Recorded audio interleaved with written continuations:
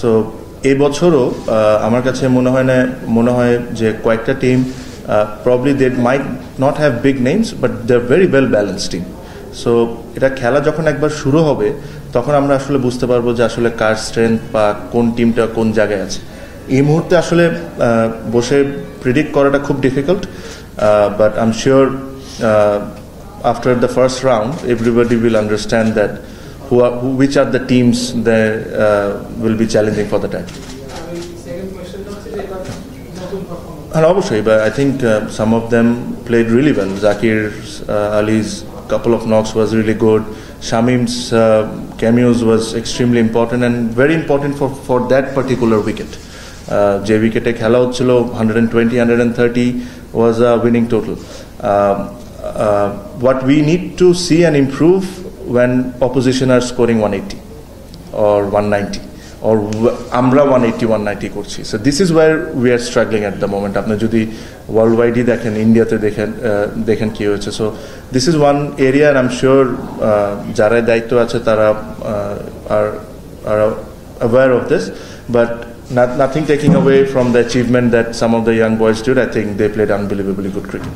Babu, captain, প্রত্যেকটা franchise যে কোটি কোটি টাকা ইনভেস্ট করে তারা তাদের কভারেজটা চায়, যেহেতু ম্যাচ আসলে আমরা যারা নন ব্রডকাস্টার তারা শুট করতে পারি না, অনুশীলনটা আমরা শুট করি। আপনি খেয়াল করেছেন কিনা এবার যে অনুশীলন শুট করার আসলে কোনো সুযোগ নেই, পুরোটা ভালো কাপড় দিয়ে ঢেকে রাখা হয়েছে।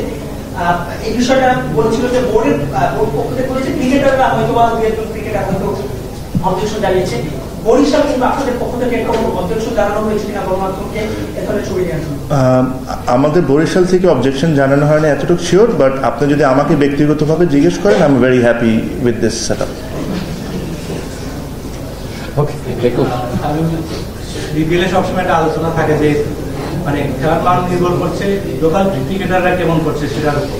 এবার তো আপনার একটা এনসিএল হলো মাত্র কদিন আগে, এনসিএল টি20 হলো, এটার কারণে আর কি মানে টুর্নামেন্টের মান কতটা মানে কম্পিটিটিভনেস কতটা বাড়তে পারে, কতটা আশা করছেন লোকাল প্লেয়াররা খেলার মধ্যেই আছে?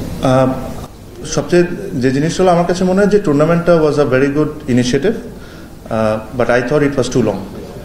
বিকজ আপনি একটা জিনিস মনে রাখতে হবে যে ডোমেস্টিক প্লেয়ার যারা ছিলেন ওরা কিন্তু 2 মাস ধরে 4 ডে ক্রিকেট খেলছিলেন, তারপরে ওরা 13টা দিনে 9টা টি20 খেলেছেন, আবার 3 দিন 4 দিনের ব্রেকে বিপিএল এর মতো টুর্নামেন্ট খেলবেন, which is another hectic. So এই জায়গায় ইঞ্জুরিজগুলো অকার করে।